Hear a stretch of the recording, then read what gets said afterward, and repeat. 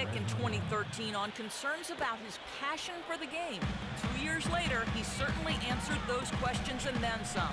He said, "What's there not to love? You're playing the game that you love, night in and night out. It's a passion game." Kevin, no one questioning his motor now. The best offensive rebounder in the league, Doris. Thank you. Well, you love what David West brings to the table. Offensively, he can shoot, he can post up, he can muscle you. But he can really help you win without the ball in his hands, too, by setting hard screens and crashing the offensive boards. They've done well at taking advantage of some late defensive rotations and getting the ball into the paint. Yeah, they've been the aggressors, Clark, and getting the ball inside into that lane area has been huge for them. Wow, this has been a thriller. I mean, the way these teams are battling, just going back and forth. Would you like to bet that this game may end on a buzzer beater? How much would you bet? Jackson. That falls. Great assist by Brandon Jennings. Jackson's got the game tied up here for the Pistons. And Wes, just what you think of when you talk about a true veteran, competitive, leadership, toughness. All of that is David West personified. And he does it without saying a whole lot. When he speaks, it's always right on time and on target. So his example is one that all young players should absorb and benefit from. Here's Jackson. Following the basket by George Hill. And the dunk by Jackson. He can fly, can he? He'll make you forget he's a point guard sometimes. Yeah, when he does decide to attack the basket, Kevin, he can do it with the best of them. And this is the time to attack with these two teams locked in such a close game. He's picking up right where he left off in the first quarter. We're now about 2 minutes into the second quarter. Feeds it to Monroe. Back to Jackson. He tries for three. That is good. Jackson's got 13 points. That's number 2 for him from long range in this quarter, his 3rd overall. Now Myers. What a tremendous game he played against Minnesota. Hibbert gets the bucket. How about the response? Retaliation. Impressive, huh, guys? I'll say exactly that as well. Nice job to recover those 3 points right away. Jackson kicks to Caldwell Pope. Outside Jackson. Back to Monroe. Jackson trying to break free. And with that shot, the Indiana lead is cut down to 1 on the bucket from Monroe. Well, it looks like he's finally found his footing in this game. His first quarter was a real struggle, but he's gotten it going now. Blocked. They get it back, and he gets it to go. He's got 10. Here's Jackson. He's coming off a 10-point game against New Orleans. Yeah, he picked his spots in that game too, Kevin, because I thought he not only did a nice job scoring, but setting up his teammates as well. And the Pistons decide to take their first timeout right here. Their last encounter was in Detroit. Yeah, this contest didn't go well for them last time out. They played a very undisciplined game, got into foul trouble, and wound up not having the unit they would have liked to have on the floor down the stretch. Catching up on the changes now for Indiana. Mahinmi's checked in for Hibbert. Scola comes in for David West. And it's George in for C.J. Miles. Over in the corner, Caldwell Pope. Poked away. Stolen by George. Hill has the open look. The shot's good on the assist by George. And it's a 5-point Pacer lead. Well, give us your take on what Steve just talked about, Clark. They dug themselves a real hole with foul trouble in that game. And one of the disappointing things, Kevin, was it was their leaders that lost control. And you don't expect guys that lead your club to lose their composure the way they did. You expect more of them. Yeah, you don't expect the mistakes we saw them make. Ronald Sloan's checked in for George Hill. Lucas is checked in for Detroit. Here's Dinwiddie. Following the basket by George Hill. 5 to shoot. Knocked away. A shot. And with that shot, the Indiana lead is cut to just 3 points on the basket from Lucas. Looking at the last game for the Indiana Pacers, it was a win against the Minnesota Timberwolves. Yeah, that was a strange game. Very shaky defensive performance by their opponent, but hey, they took advantage of it. Yeah, I'd go along with that. I mean, the game wasn't handed to them, but they definitely didn't have to work as hard as they should have. Here's Monroe after Indiana gets the 3. Outside Williams. Pass to Dinwiddie. Goes up at the stripe. And Detroit again with the bucket. That's their third straight make off an assist. Boy, the ball movement's been fantastic here the last few possessions. And keeping us updated from the sideline, let's swing it over to Doris Burke for an update. Hi, Doris. Well, this offseason, the Pistons bringing in Stan Van Gundy in a dual role as head coach and president of basketball operations. Stan said in a lot of places there's not a connection between the front office and coaching. This setup creates a very unified organization. There are no excuses now. It's on us to get it done. We'll see if they can, gentlemen. Well, thanks, Doris. Van Gundy builds his roster, then coaches it. We've seen that model succeed with the Spurs and the Clippers. Here's what Detroit's going with right now. Drummond comes in for Monroe, and it's Jennings in for Caldwell Pope. If they're going to take tough outside shots, I mean, they're better off just firing from the three-point line. Yeah, I agree with it. I mean, if you're going to be back there near the three-point line, you might as well take the three. Just step back and knock it down. Pistons trail by 6. Dishes it to Drummond. He feeds it to Jennings. To the left wing. 40 seconds left to play here in the half. That's the risky run by staying out there as he picks up his third. Brandon Jennings acquired in a sign and trade by the Pistons last season on a 3-year, $24 million contract.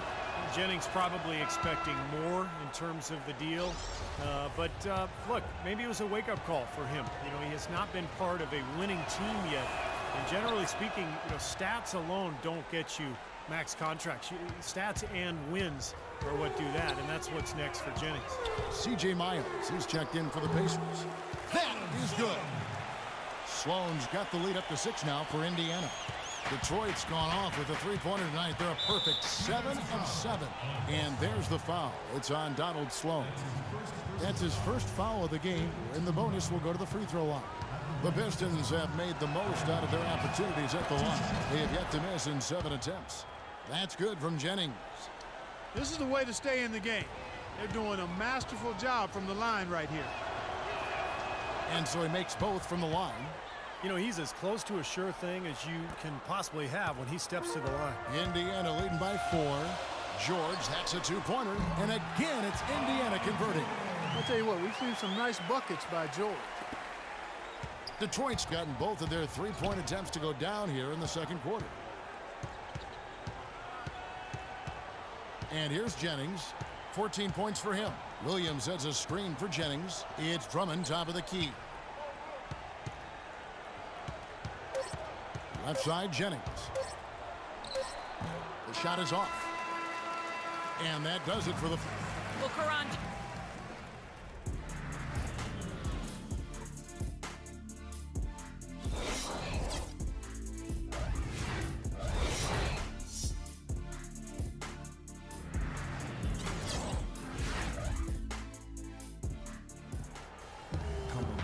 Welcome back, everyone. The second half about to get underway, and it's been a close one so far. We're seeing a tremendous game from Brandon Jennings. I loved his approach, guys. He came out aggressively, took the ball into the teeth of the defense, and either got points at the rim or drew fouls. Most of the time he's been drawing fouls. He has the free throw total to show for it, as well as a few nicks and bruises. On the floor for Detroit, Monroe and Drummond, they're inside. Reggie Jackson out there with Jennings. And it's Butler in at the 3. Now here's Jennings. And right away, they match it with a three-pointer of their own. Jennings has got 17 now. Watson for 3, and he gets it to go. Watson's got the lead back up to 9 now for Indiana. That's a weapon they've been allowed to use at will today, Steve. I'll say the defense has been ineffective trying to run shooters off that three-point line. Now here's Jennings. 17 points in the game. Puts it up. And Jackson with the basket on the assist by Monroe. 15 points in the game.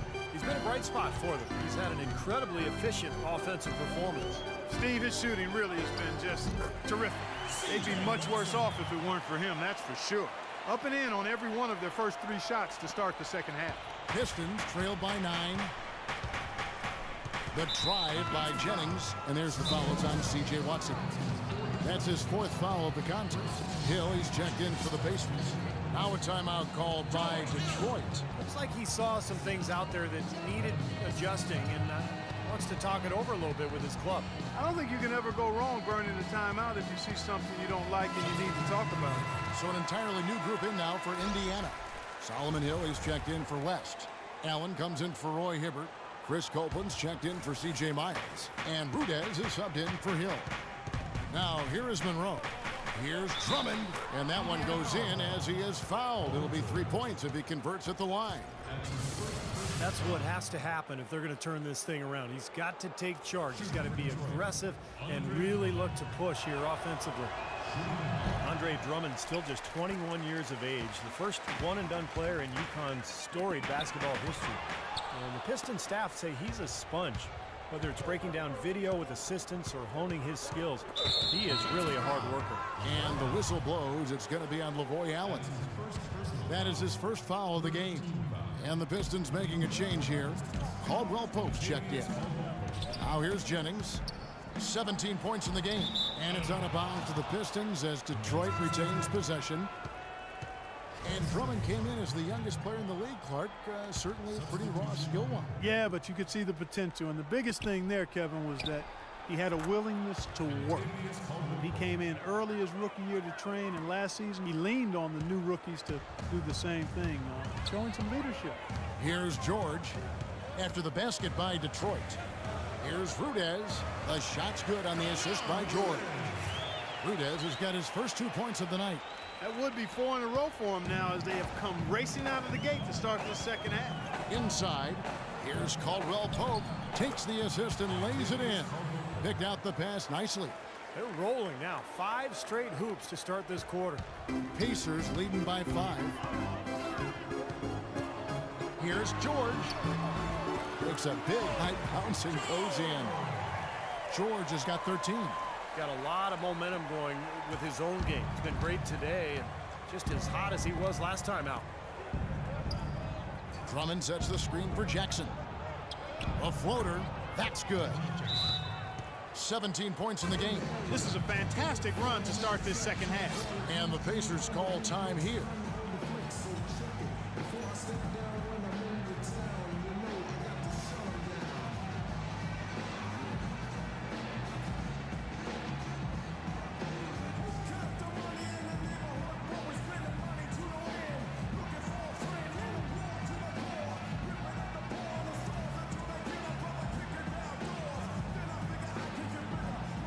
Lucas is checked in for Detroit. You can see where the Pistons rank in the league stats over these last 10 games now. 4th in assists, 7th in rebounding, and they're in the top half.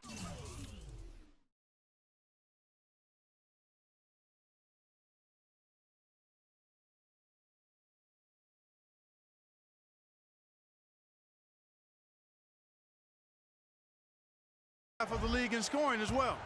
Not too shabby.